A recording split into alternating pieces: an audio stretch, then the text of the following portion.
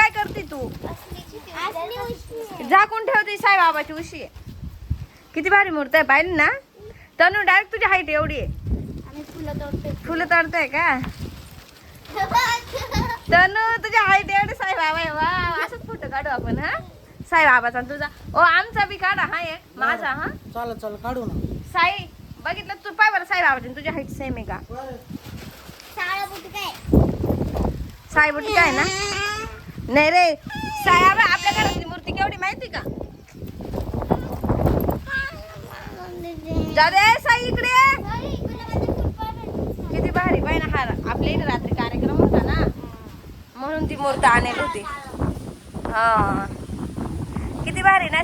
तनू मी साईबाबाच्या पालखीत जाते ना पायी पायी तेव्हा हीच मूर्त राहते संग बर का रथामध्ये. हा मी शिर्डीला पायी पायी गेले काय का ना. मी डायरेक्ट गेले 3 दिवस. साई तुला यायचंय ना पुढच्या वर्षी पायी पायी शिर्डीला? ओ ही काय म्हणते मला यायचंय.